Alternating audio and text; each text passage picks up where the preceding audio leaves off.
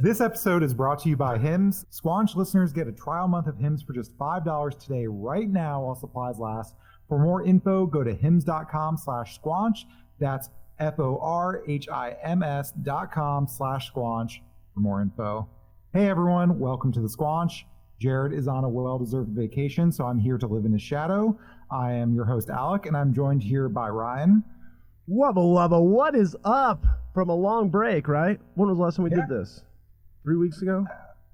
I feel like 2 weeks ago, but what is time? It's been a long time. We're also joined by a real philosopher, Dr. Michael Burns, PhD. I know all of you like the double doctor.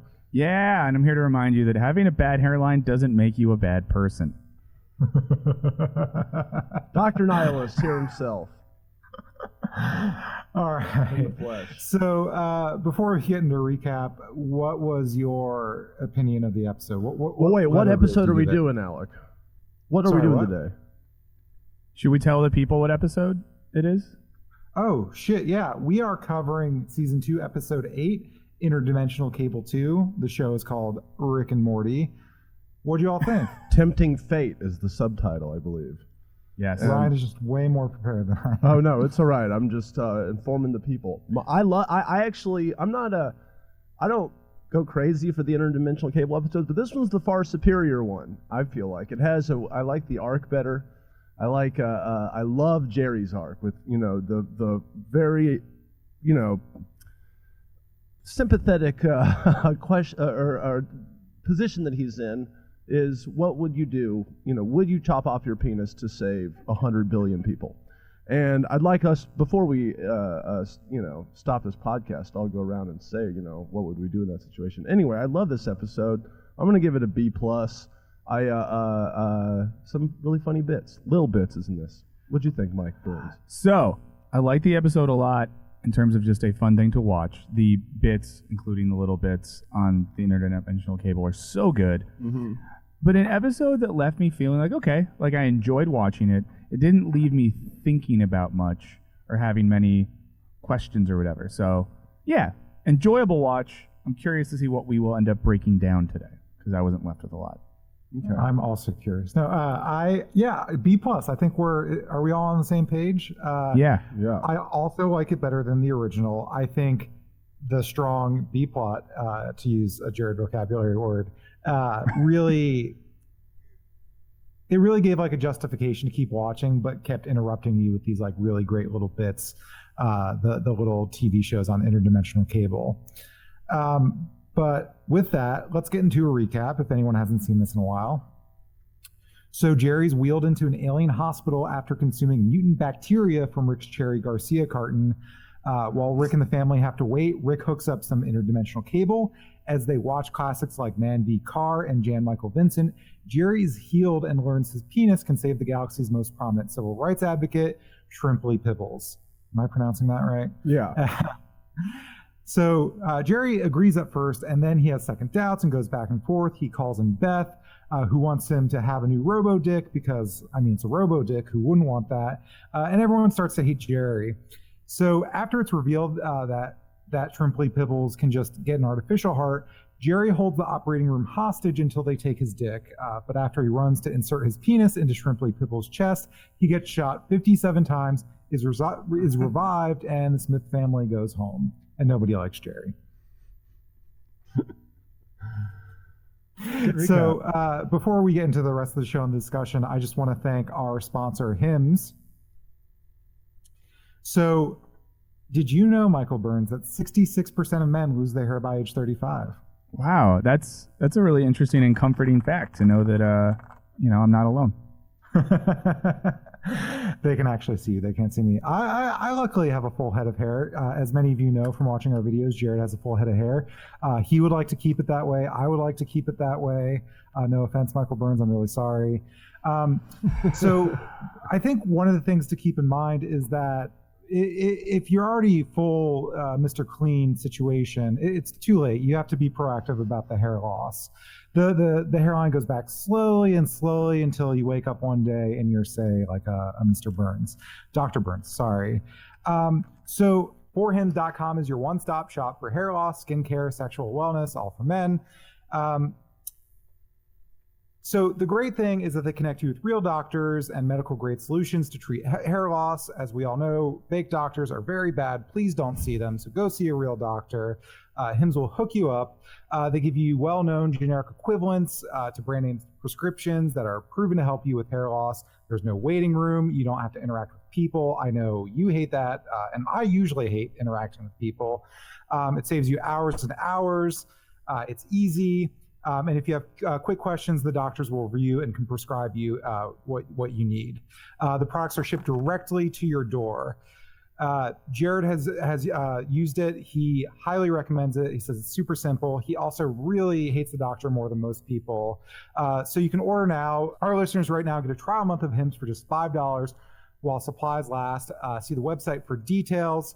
Otherwise, it would cost hundreds of dollars to go to the doctor or pharmacy. So go to forhims.com/squanch. That's forhims.com/squanch.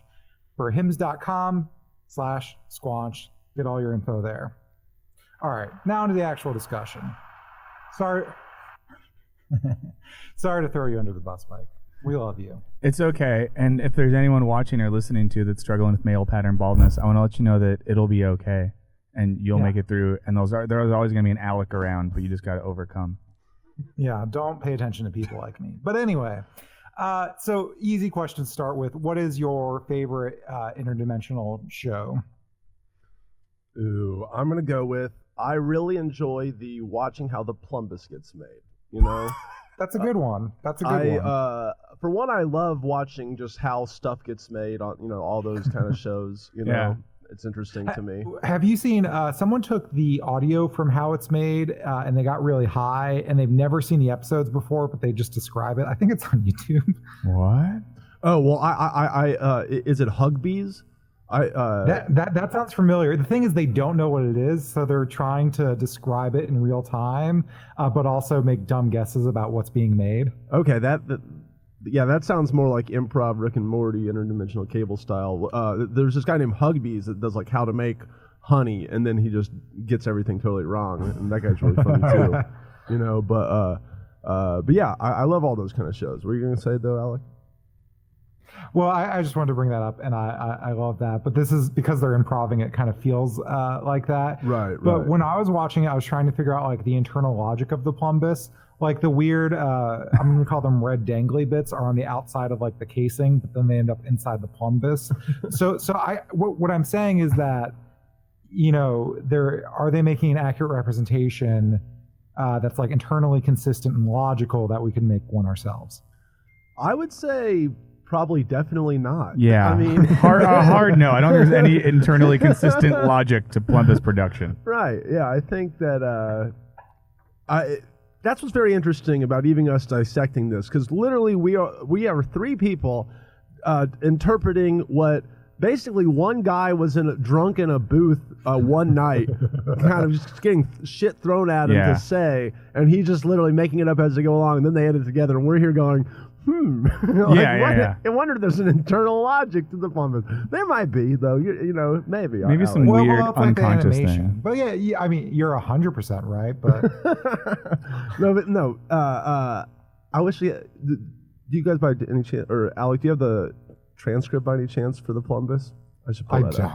I'm sorry. I should be more prepared because there was a lot of thought, I think, at some point that went into this. Maybe they started improving it, and they were like, you know what, we should really go off on this and really write it. Because part of it's hard to feel like that whole thing could be improv. Because it works, too. Yeah. Like, it might not have that consistent logic that one is searching for, but it makes good sense. The animation syncs up well. I think you might be right that it started as some improvised drunk thing, and maybe they tightened it up a bit. Yeah. Well, what we heard when we had Brian Weissall on, who was a story editor for Rick and Morty, I think it was him who told us that not all of them, but some of the sketches, and I don't know about the plumbus specifically, people would tell Justin Roiland dumb ideas, and the more he hated them, the funnier they would be. And as you rewatch these, it becomes like pretty apparent that he's just like making fun. Like the Octopus Man is a great example of this. Oh yeah. Where he's like, I'm an octopus man. I'm a marine biologist who got bit by an octopus. Now I'm gonna deal with a problem. Oh no, I'm getting stabbed. Like it's Yeah, I mean that's Justin Roiland. For me, that would be a good example of one that I don't like, the ones that are like Octopus Man, that are just like a weird character that describes himself, kind of, you know. Those veer towards a certain kind of like ironic wink wink detachment sometimes. Yeah, that I don't like as much. Like, here's a dumb thing. They just don't work as much. So I think my favorite of the interdimensional cable shows this time around, I love Lil Bits. Yeah. Especially at the end when he's just like, eat some fucking shit, you stupid bitch. Yeah, to the guy peeing in the urinal. That one just kills me. Yeah. Like, it's so funny. And it's so dumb in the best way. I think I really like Jan Quadrant Vincent 16. Why? Or Jan Who Michael. But there's only 8 of him and there's 16 quadrants. Vincent's a real person? What? He's a real actor who was in a show called Airwolf. It was about a very technologically advanced helicopter that he flew or something. No and shit. It was like very like Cold War drama. I figured that out after I'd seen it for the first time. No, yeah, I knew that. There's a line where Morty asks, he turns to Rick and says, "It's important to know who Jan Michael Vincent is in order to get this." And Rick says, "Nope." And I thought that was like a joke about like action movies. Like it can be like Lethal Weapon 19 and you don't need to know what happened. But no, it's a joke that he's a real person. Also, he's kind of a dick and abuses a bunch of people. Oh damn it. Well, that makes it less funny now. A lot of DUIs and beating up his girlfriend. Just bad stuff. Oh, fuck. Lame. Boo. So you don't like that one? Well, no, I like the idea of a whole show with people saying the guy's name and you're like, you don't know if you're supposed to get this or not. I like that, you know, but that's not that is a one-note joke, you know. I mean, they all are, but I guess that one in particular is just whatever. I love the moment where we do realize there's 8 of him, but 16 quadrants. Oh, right, yeah. That really ups the stakes and creates some dramatic tension. But besides that, wasn't my favorite. I think even topping that, though, is the eye holes one. It's so gross, though. It's so fucking gross. I do not like it because of how gross it is. I don't know. No, I love it because of how gross it is. But at first, I didn't get the whole, like what? It's like Lucky Charms kind of ripoff. At first, that didn't make sense to me. Like, why is he beating him up? But then once I kind of got, Lucky Charms, man, you know. Yeah, I like that it's sold at IKEA, too, because that makes no sense. But I just love it. It's like, at IKEA. They're like the meatballs. Oh, yeah. And then it was a good callback at the very end, of course, with eye holes, man. So no one has mentioned, though, my second favorite, which is Butthole Ice Cream Parlor. That is super great. Yeah. I mean, just as speaks someone for who itself. frequents It's 16 just handles. nice comedy there. Well, that has a nice, I don't know which one came first, but a similar overlap with the Nathan For You, where they make shit frozen yogurt as a business idea. I have not seen that. You haven't seen that? It's a great episode. It's the first one. I need to watch Nathan For You. We might be making an episode about it, but I really should. Yeah, but either way, so that's any content that involves ice cream coming out of buttholes or ice cream that is made of shit, I'm all in on. The thing about eye holes is, I think the smarter joke here is when you really think about it, the Trix mascot makes no sense. Why is this corporate mascot stealing the product from the people who want to consume it? That just doesn't work. There's no internal logic. Wait, but the leprechaun also does, right? The leprechaun, yes, they all do. All of these who's mascots stealing my Lucky Charms? Oh yeah. The leprechaun is stealing back the Lucky Charms from the kids. But Trix Rabbit it's like silly rabbit tricks are for kids. The kids are trying to steal the tricks from the rabbit because rabbits don't eat tricks. Kids eat tricks. These kids are monsters. So you can't eat eye holes because if you eat eye holes, the eye hole man will burst through your house. Yes. Just like the Kool-Aid man, kind of. It's kind of a bunch of these. Amalgamation of all of these. Because I think with like the leprechaun, we have to remember like these were his charms and pot of gold. General Mills comes and they just appropriate that, treating the Irish like they did in the early 19th century. Okay. So he's just looking for justice, is all I'd like to say. That's a man seeking justice. Eyehole man, I don't know the origin story. Very likely. What were we just talking about? Oh, yeah, Butthole Ice Cream Parlor. Yes. One more really good shit ice cream shot in popular culture is the one from Me, Myself, and Irene, when it's a hard cut from Jim Carrey about to take a shit on his neighbor's lawn to the chocolate ice cream close-up coming out of the thing, and then it pans out. What's that it's called? Just that's just an amazing match editing cut that it's like a match cut is the name? Yeah, I think. I'm an editor, but I'm going to call it a match cut. Editors are the real heroes, everyone. Thank you. I think if you didn't watch like the first day of the Emmys online streaming to see which editors won, you're not really a fan. Oh, shit. That's what I would say. I'm a fan of Ryan, and that's all that matters. Big fan of Ryan, yeah. I'm a big fan of I also did I think the first interdimensional cable show we show was the Man versus Car. And I love That's so good. I love at the end when he just goes, the car always wins. Of course it does. What's your least favorite sketch? Octopus Man, like I said before. Yeah, you might be right. Nothing happens. Yeah. It's just an octopus man. Not the biggest fan there. And I guess next I would say, even though we talked about it, Jean-Michael Vincent. I like 3 seconds of it, and then I get a little bored. And now that I know that that's a real guy and that he sucks, it makes me like it less. Sorry.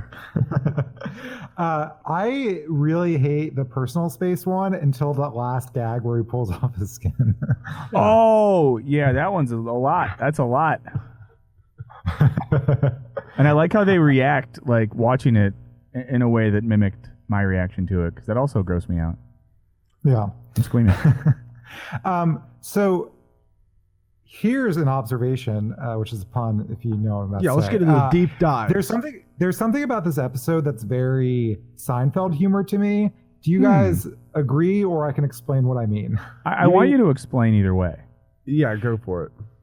So, I mean, the clearest example is the sketch with the guy who kind of looks like Jerry Seinfeld on stage, and he does dumb songs about like the tax accountant or whatever. That's not really it, but just like observational humor. Like Rick at one point, hold on, I have to go to my fucking notes. Now I remember what I was gonna say. So I think the first thing, so what made me notice it is the comedian who kind of looks like Seinfeld is the song. That's not really Seinfeld humor, but the mascot thing is kind of like the core of that joke is what's the deal with mascots trying to steal the product from the children. But then you get into the Werner Herzog spiel, which is amazing. Mm-hmm. But you can imagine Jerry Seinfeld being up on stage being like, what's the deal with dick jokes? You know, someone holds a thermos up to the crotch and says, look at my big so-and-so dick. I don't know, like, and there was like a lot of different things in the episode that I feel like that was the underlying logic of what's the deal with XYZ. This is making me rethink the Jerry storyline, because I could see George Costanza pulling some of that. Like, I could see George Costanza being like, cut it off if you need to, or something like that, to like prove his manlyhood in that way. Yeah, I like that. Rick also makes a comment, but I can't remember what it is. Go ahead, Ryan. I thought you were going to say because they have a couple of those episodes where they're in one location a bunch, you know, and then they're just them kind of bullshitting. But yeah, all of y'all's points, I love Seinfeld, and yeah, there's a lot of what's the deal aboutism. Yeah. And then just another random connection, this sort of fictional TV shows internal to another show thing has become more common. Like on this season of Insecure on HBO, they have a whole show they made up that stars like real actors like Bill Bellamy and some others that's on people's phones and in the backgrounds throughout the show. Wow, you're right. There's a whole show within the show in Seinfeld. Yeah, that is. Wait, where's that Inception noise, Ryan? Oh my God, hold on. Oh my God. Oh, my top is still spinning. It's still spinning. This is like a deep episode. We didn't know it. Wow. It's about Seinfeld. It's like Jared's gone and we get deep. Just kidding. Finally. Anything else to say about Seinfeld? The other one, sorry this took me so long to come to, is the thing about the best doctor in the galaxy. That's like saying the best pizza in the world. Is there some kind of pizza contest? What's the deal with, best pizza in the country? It's just...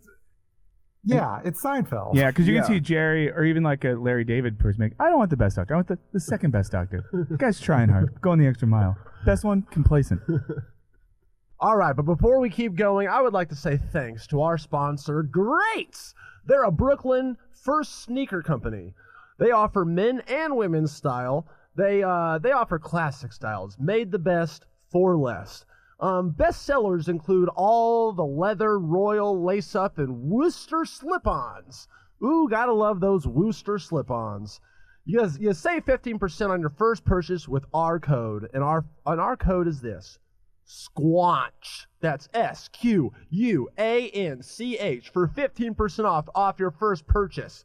Guess what? I got the Rosen shoes. They're these sweet, slick black ones that look good when I go out, because usually I wear shoes until they basically die and the soles fall off on me all of a sudden, and they're my only shoes. So if I have to go anywhere fancy, then I just look like a ding-dong. But with Rosen shoes from Greats, a Brooklyn sneaker company, I look like a normal human being. And if I use Squanch, I can get another pair for 15% off. That's the code. So, like I said, Greats. They're great! All right, so I think the part of the reason I like this episode is the Jerry plot line. And I think I've got a theory going on. I'm looking for both of your input, but specifically our Dr. Nihilism himself. I'm sorry, I just had to call you that. That's okay.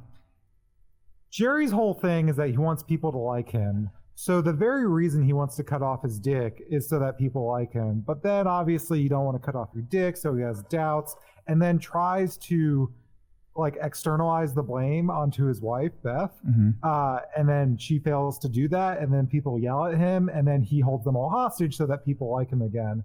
And at the end of the episode, the resolution is, I think Beth says, Jerry, you shouldn't care what people think about you or whether they like you. Just let the sort of hating fade away. It'll fade away eventually. And I thought something was kind of like bad faith-esque, like Jean-Paul Sartre about this. Do you agree or disagree or partly agree, Burns? I partly agree for sure. I think Can you explain what bad faith Sartre is to the people? You explain it because you're smarter than I am. You're the one that brought it up, though. Okay. Well, we were just writing a script about The Good Place, and we talk about this Sartre fellow. So it was on top of my mind, which might make it tenuous. But specifically, bad faith is sort of living inauthentically, and it's acting in a way that you're supposed to act rather than exerting your radical freedom. And I think one way to do that is, you have this idea of a waiter in your head, so you do all these waitery decisions, but you're just conforming to this role.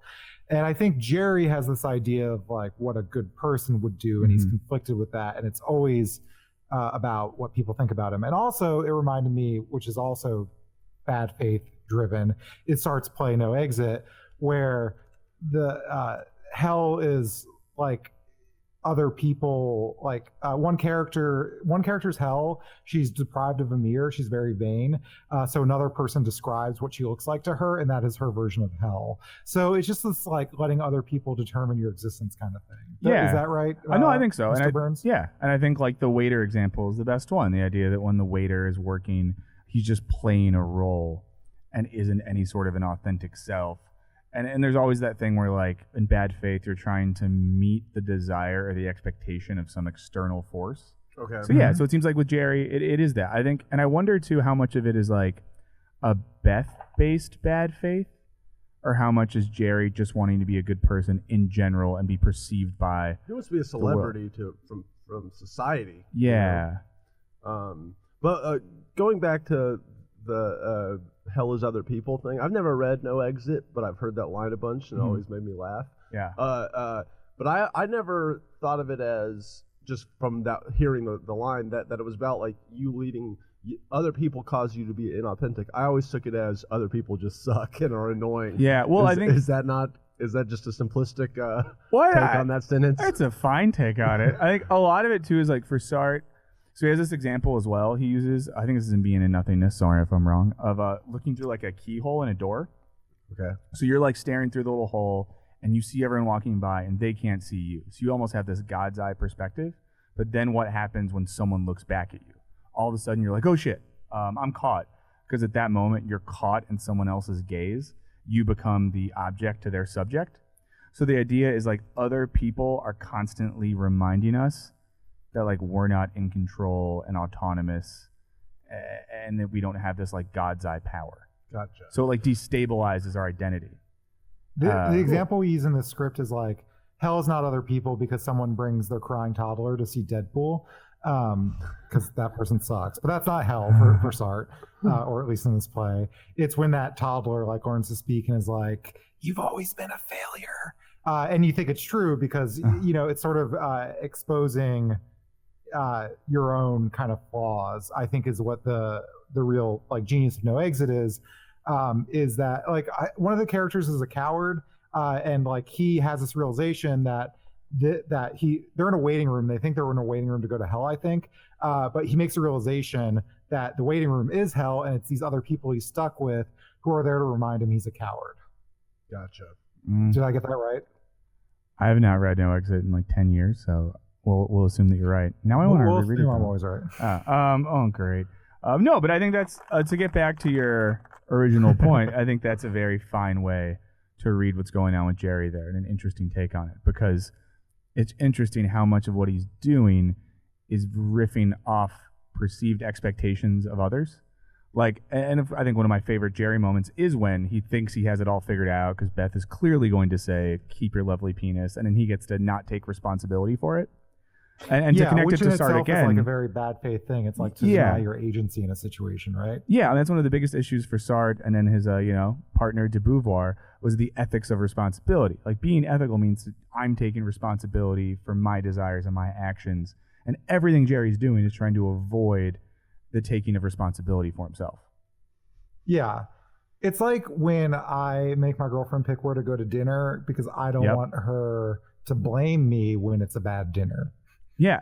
So it's you want to seem like you're the nice boyfriend that lets her pick, but really you're just like, I don't want to get in trouble or make the wrong decision. You do it. So really, yeah, exactly. Hell. Yeah.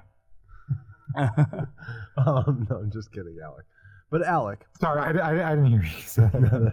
Well, I think we've gotten to what all the people really want to know, and that is, Alec, if an alien scientist came to you and said, "We need your penis to save 1 billion sentient life forms from a disease to save a doctor," what would you do? The short answer is yes. The long answer is I have a lot of questions. Wow. Like, you are what is the technology saint. like? Because here's the other thing. Like, a badass robo dick sounds super cool. I'm not like precious of like, oh, my dick is so cool. It's just like I want to be a cyborg. I want a cyborg dick. So you're really in it for the robo dick. You don't really. Let me put it this way: if you did not get a robo dick, you are dickless. Does that change your answer? You're hesitating. I was trying to avoid being like, oh, of course I would. I'm such a good person. But yeah, I think I would. If they cut off my dick to save 100 million people, I would cut off my dick every time. And Michael Burns, Dr. Nihilus himself, you must not care about these 100 billion people. What's your answer? Ooh. I think I would, but it wouldn't be for the right reasons. Just because, like, if I really think about it, in sort of net terms, I don't think having a penis has made my life better. I think it's produced some great moments, but I think in a lot of ways, at this point in my life, I know what it can do, what it can't do, its pros, its cons. Take it off. As long as my big issue would be, I want an efficient strategy of urination. Because there is the line where he says, and then we'll just take the urethra, and that's where Jerry freaks out. And my brain went, yeah, how am I going to pee? Is it going to be weird? But if you give me a solid way to pee, at the very least, you can get like a sheepy. Well, but then I would also say, if you're going to take my penis, just take my balls too, because that'd be awkward. Yeah, no, definitely elect to have the balls removed as well. But I know that my girlfriend will be mad because one time I said to her, I was like, if I got in an accident and I didn't have a penis anymore, would you still stay with me forever? And she was like, that's really unfair to ask me. And I got her to admit that she wouldn't. So, yeah, I don't know. Wow. See, okay. What about you, Ryan? I mean, millions of lives. It is a hard question. And it's not an immediate yes. I would definitely, if I was put in the situation, I would fucking hold out. I would be the holdout for as long as possible. Negotiate my leverage for his. I'd become, a god amongst men to their planet. I'd be president for life, kind of thing. Like you were gonna leverage it. I'm gonna say, all right, dude. Smart. What do you? I need more than a robo dick. Okay, I need status in your society. You know, you could at least get a book deal.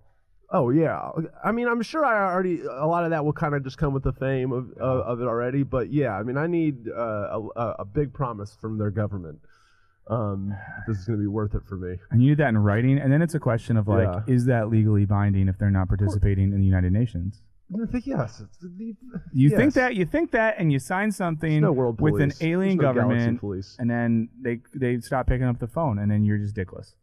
No, that ain't gonna happen. But yeah, I would definitely prefer the robo-dick option over the dickless option. But like I said, all the amenities will more than make up for it, I hope. Well, listeners, please email us with the subject line either dick or no dick. Yeah, please. I'd love to hear I'd love to hear. You got a binary choice. You know, I kind of went a little gray area in the middle, but what would you do? We'd love to hear from all of you on the internet. And, you know, all people with all genitalia. We'd like to hear from all of you. Just cut off your genitalia. Yeah. That's really good stuff. Ask your parents what they would do if you're a child. Ask your teachers, bus drivers. Ask everyone you know. Don't give context. Just would you remove your own genitals? Yeah. To save 100 billion people on a planet that you've never been to. Okay. What were you going to say? Well, yeah. One thing that I was going to ask this question before you did, so I'm glad we're on the same page, Ryan. But I was also thinking about, like, would I believe them realistic? Like, if I believe them and I knew 100% certainly, yeah, I'm going to cut off my dick. It's probably fine. I'm not going to try to leverage it that much. But yeah, hold on a second. All of this is based on the fact that this is really going to happen. I mean, if there was any chance of them not following through, I'm not giving up my dick. Well, no, see, what I thought was going to happen with the episode, because I didn't remember it that well. Like, I knew there was a twist, but I was like, oh, this like humanitarian saving millions of lives is going to essentially be the equivalent of Space Hitler that's saving billions of lives from like the terrible space Jews or something like that. Like, I thought there was going to be a twist of like this humanitarian is not really humanitarian as we would see it. Yeah. And I could totally see that happening. Or also like even like a not alien, like if someone was like cut off your dick to save Mother Teresa or something like that, I'd be like, I once 10 years ago read like a really negative article about her, so I don't know anymore. So that's where I might hesitate a little bit. The article is by Christopher Hitchens. Fuck that guy. You know, as you were saying that, you know, I my answer is a little, actually, I don't think it would work, because if you remember, they had to take a donation from around the galaxy. Yeah. To like, they had to like GoFundMe this genetic scientist's heart. So it seems like they don't have universal health care there yet. Wait, and also at the end of it, we're able to rebuild Jerry's body after he gets shot through like fucking Swiss cheese 57 times. We can do that, but they need, I don't know, there's inconsistent medical logic in this world. Human, I'm gonna say the guy's a much more sophisticated you know, biology for being an alien.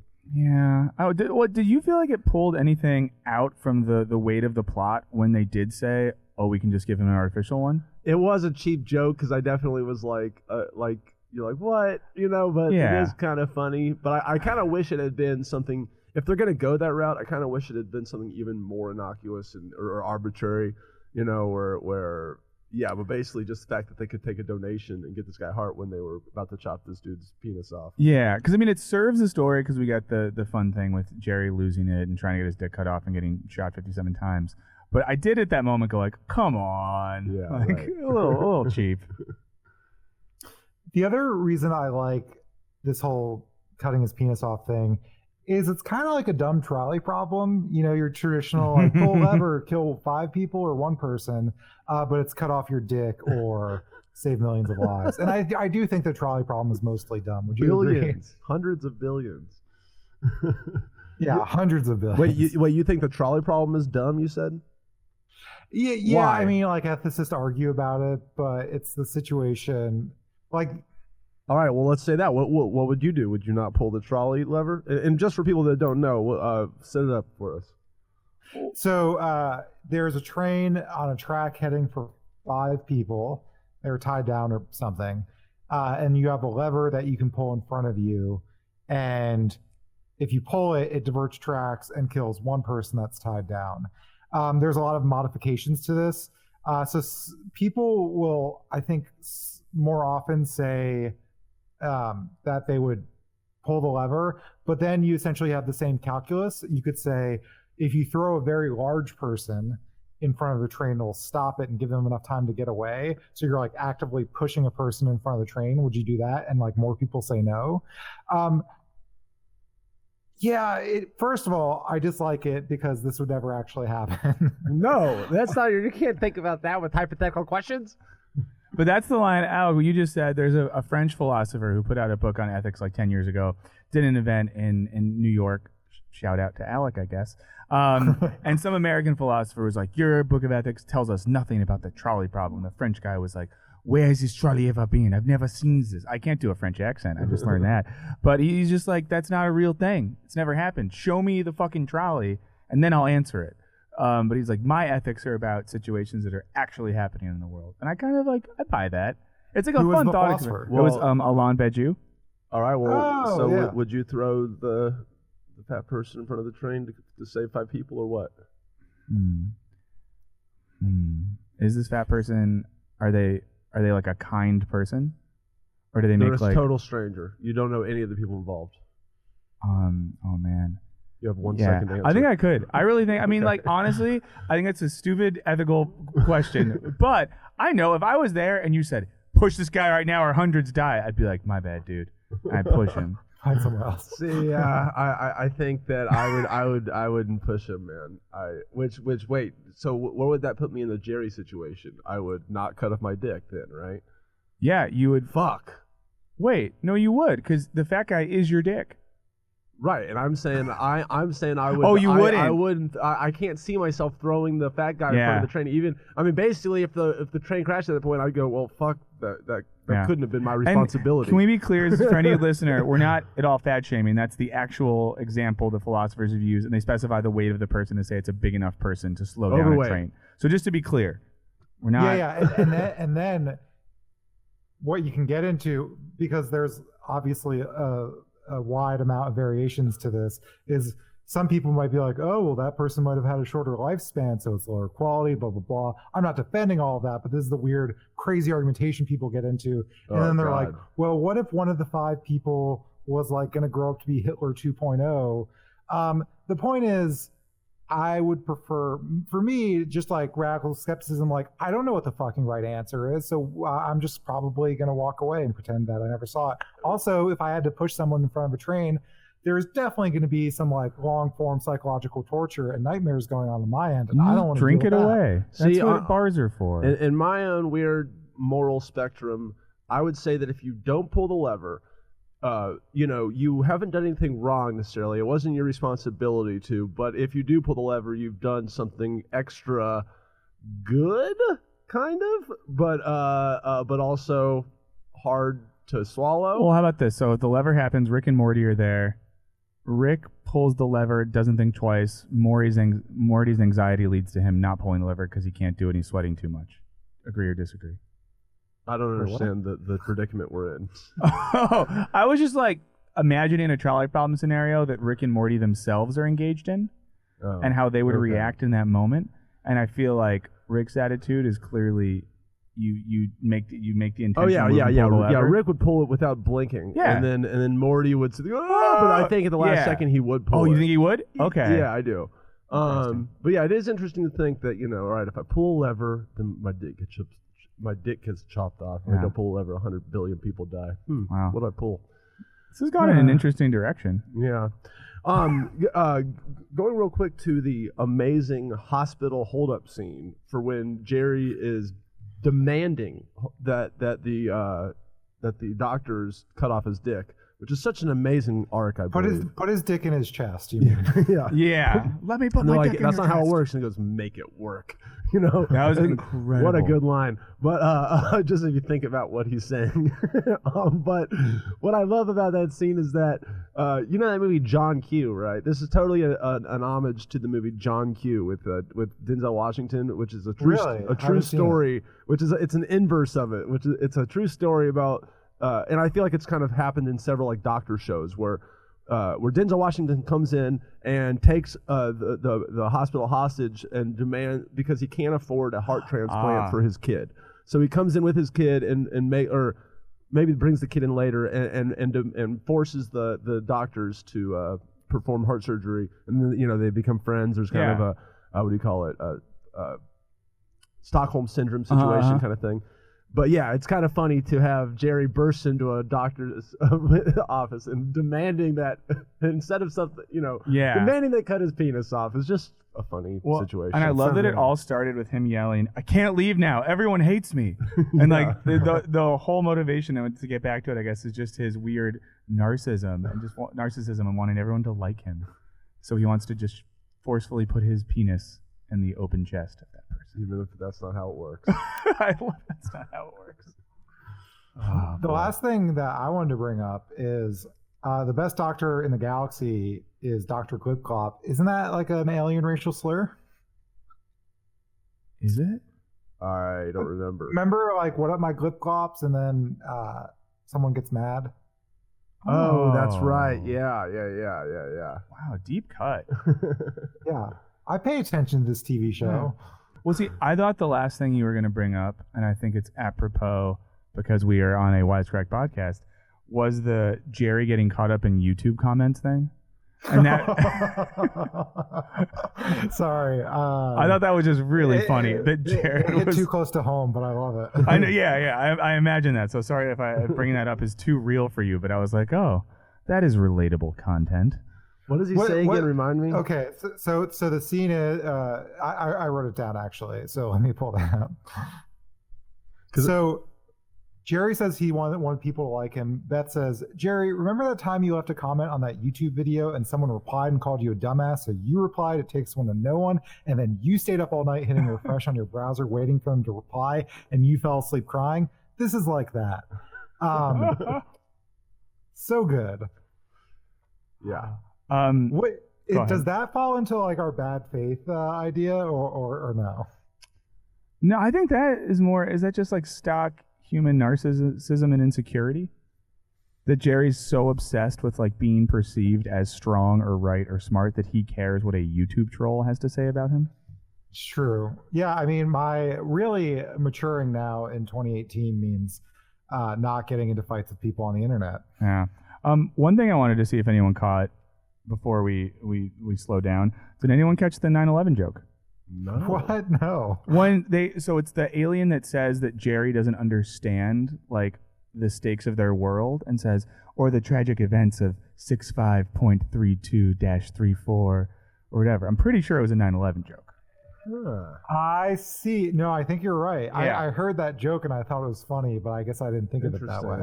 And Dan Harmon does love to make 9/11 jokes. Yeah. So So I'm pretty sure it was one, but it was one of the more subtle 9/11 jokes I've heard recently. And there's one more thing I have to bring up, a nice little Easter egg. In the background of one of the shots, you can see the hamster in the person's butt, that species. I forget what they're from, though. I forget this one. I don't know either. Yeah. Wait, that's a reference to something that happens in another episode? Yeah, like hamsters live in people's butts. Oh. Is that an interdimensional cable one? Maybe. Or they're otters. I could have the species wrong. But sorry, Ryan, were you going to say something? Yeah, I had one more thing. This is probably my favorite thing in the episode, honestly, because it's the thing I think that comes closest to, anything of substance. And that's Morty's awesome monologue or response to Summer when she says this. Does all interdimensional TV have to rely on juvenile violence? And Morty says, and I quote, well, Summer, maybe people that create things aren't concerned with your delicate sensibilities. Maybe the species that communicate with each other through the filter of your comfort are less of all than the ones that just communicate. Maybe your problems are yours to deal with. And maybe the public giving a shit about your feelings is a one-way ticket to extinction. And as someone that creates things, and I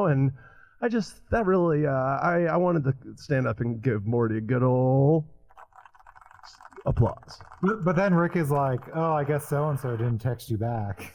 Right, yeah. So then he's like, who the fuck, yeah, what's up your ass, But, I mean, I think the tone and spirit of his and sentiment of what he's saying, I believe.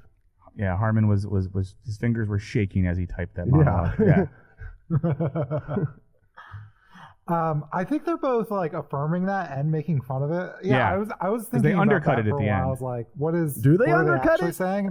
Well, no, I think isn't did someone not text you back a little bit of like a not undercutting it, but like at least pointing out the way that a person that says that could be in a vulnerable place themselves or something. Well, yeah, I think it's just, well, it's but yeah, a not girl doesn't text him back, so it's like you're angry at women, so you're like, how dare people complain about my favorite thing in the whole wide world? Yeah. I don't know.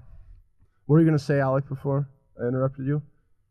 I don't remember. Okay. Well, yeah, no. See, I disagree. I mean, I think that they're really making fun of Morty, just kind of like Jesus, like why you gotta, she wasn't, wasn't making that strong of a point. But I do think that Justin Roiland or Dan Harmon agrees with Morty. Oh no, for sure. I agree with that 100%. Yeah. Wait, one other thing we didn't talk about. I think we talked about every intergalactic show except for one, and I remember Happy that I liked it a Songs? lot. No, how did I get here? Oh yeah. Oh. That one's funny. And that's all. Okay. I just really enjoyed that one. We also miss Steely, who steals a plumbus. Oh, if you were paying yeah. attention. And then he makes that guy pass out. How did you said how they? Oh, in the Weird Olympics, those aliens seem vaguely familiar. And I think in Opposite News with Michael Thompson and Michael Yeah. Thompson. And with that, I think we've talked about everything. Yeah. Literally everything. Ryan, do you have some questions from the old? Oh yes, I mailbag? do. All right, let's This is my favorite part. see what the internet has to ask us. Oh God, I love Ryan, you, internet. how can people ask us questions? Apparently, they can email us at squanch@wisecrack.co. That's Yeah. correct. And that's where you could email about what you would do with your genitals in that moral situation. Yeah, so. please tell us what you would do in the trolley/genitals, ethical situation. Yeah. At squanch@wisecrack.co. 100%. Also, I just want to invite people to make the most absurd trolley problems. Like, all right, there's 5 people. One of them likes pineapple and ham pizza.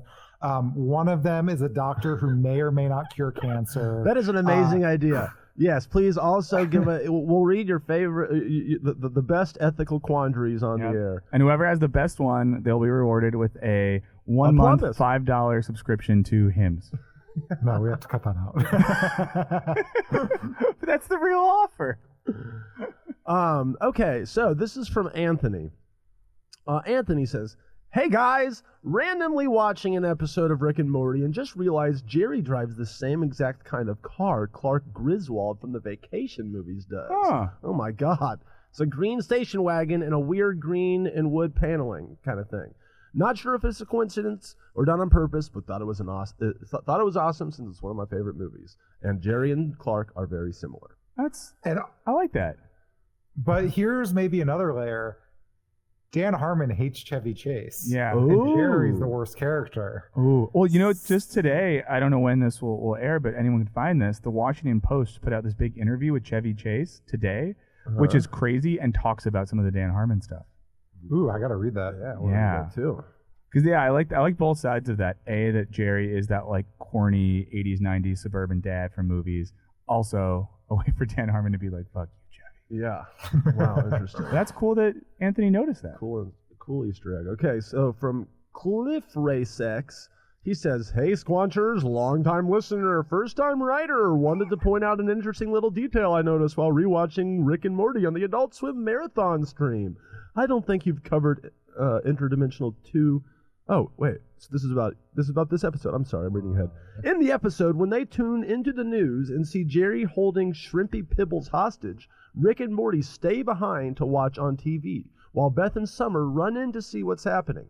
It's a tiny detail, but when Rick and Morty see Jerry getting shot up, they both scream. And not only does Rick scream, but he is visibly distraught at Jerry's death.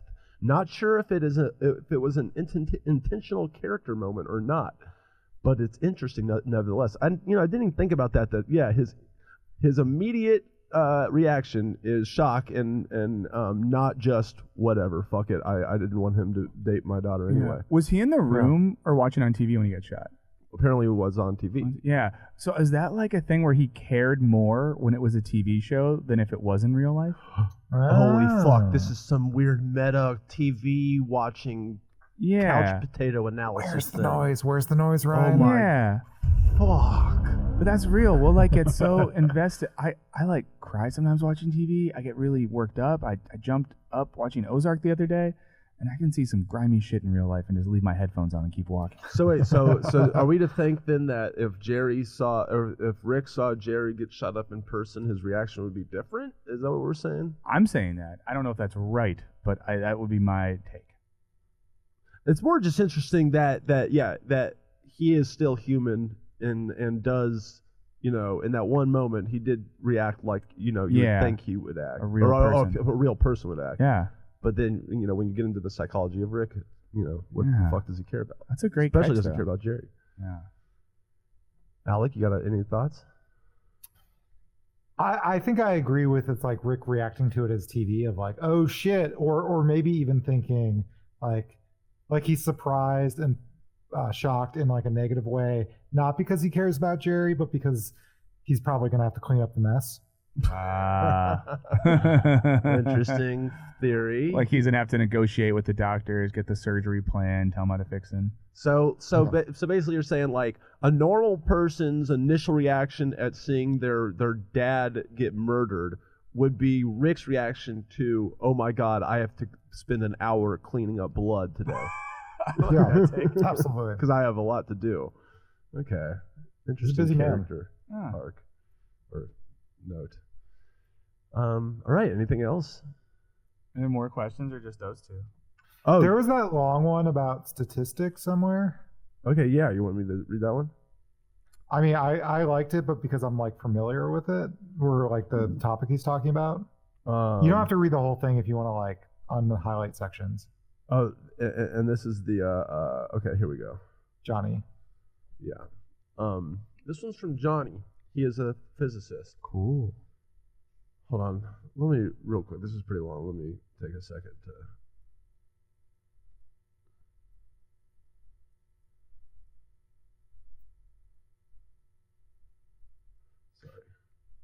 Sorry. It's about our conversation about cause and effect. And like when I was talking about Hume, like, how do you know the sun rises every day? Oh, nice. Is it like in Neil deGrasse Tyson-y thing where he's like, actually? Do you want to read this, Alec? Yeah, I'll read it. Yeah, read this one just because it's long. I wouldn't know what to cut. Yeah, that's fine. I'll probably just read the whole thing. All right, so I'm going to read the next email from Johnny who says, hey, hi, this is what the word he uses, not hey. Love the show, physicist here.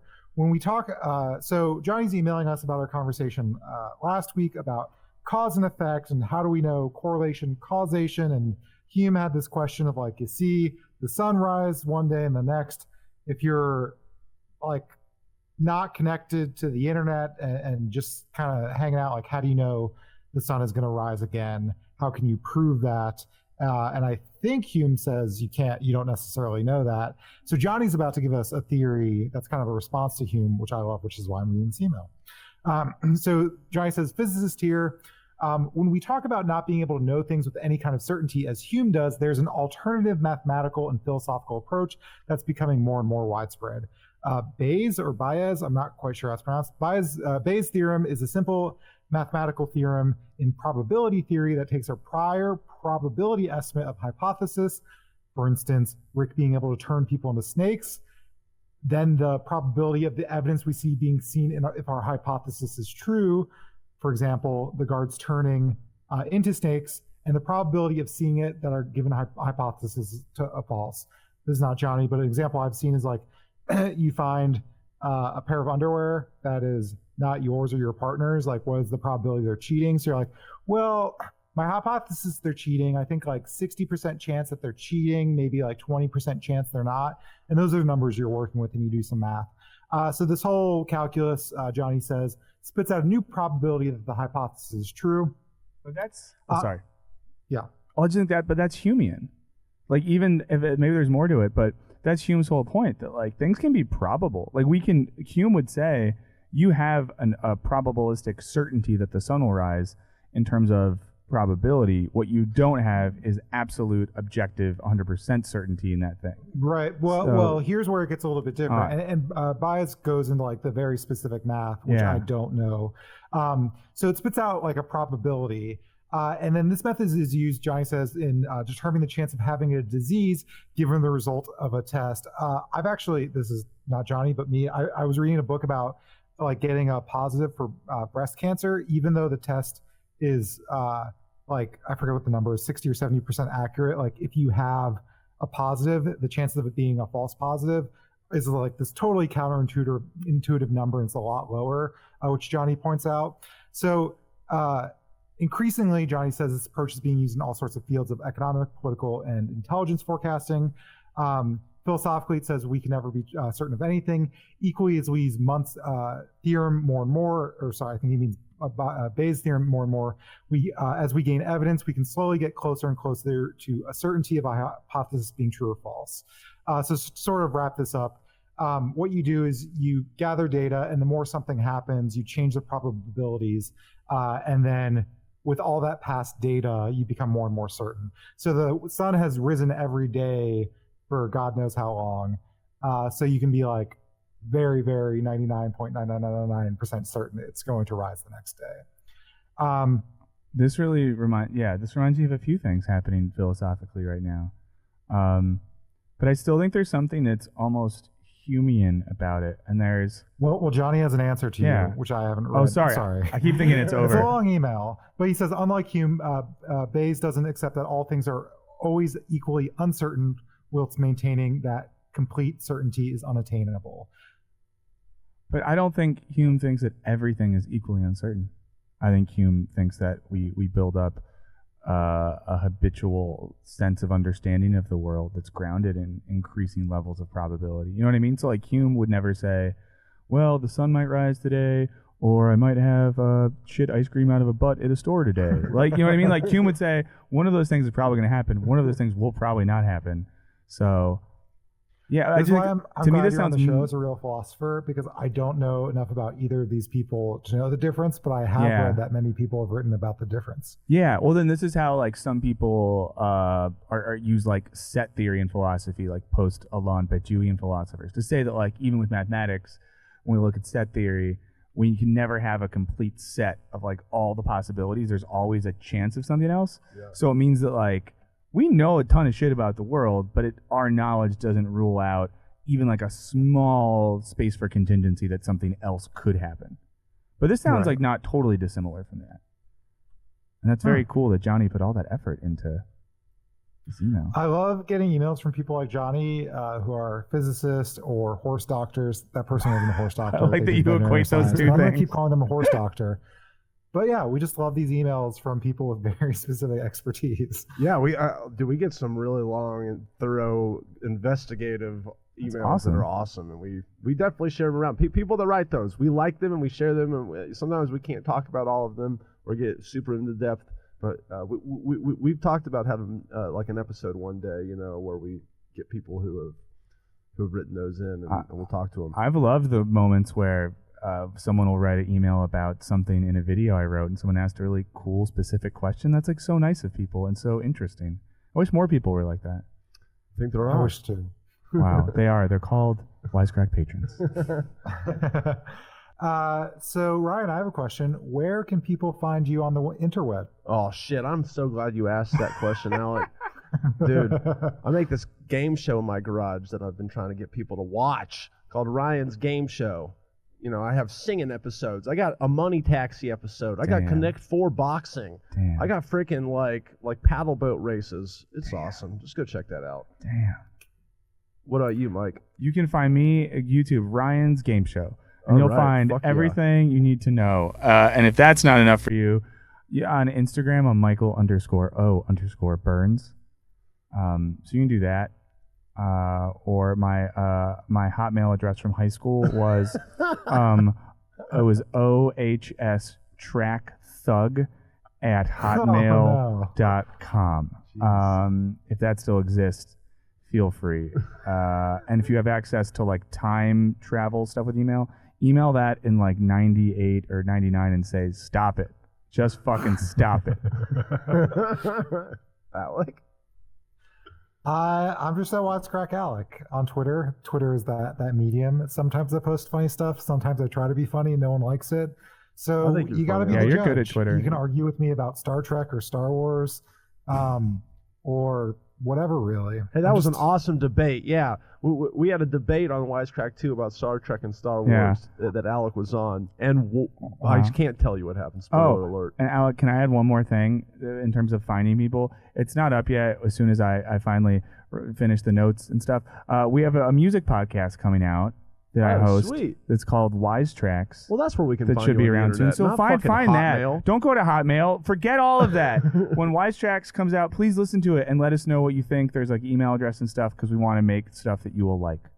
One quick announcement for all you Miyazaki fans. This month we're collabing with G Kids to celebrate Ghibli Fest.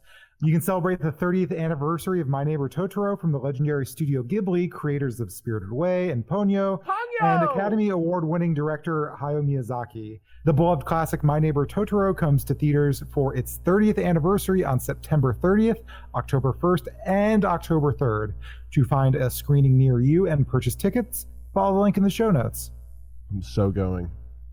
All right, man. Yeah. And once again, really curious to see y'all are going to cut your genitalia off to save the universe. Cut or not. Squanch at wisecrack.co. Thank you, everyone, for listening. Goodbye. Squanch you later and wubba lubba dub dub from Hollywood, California.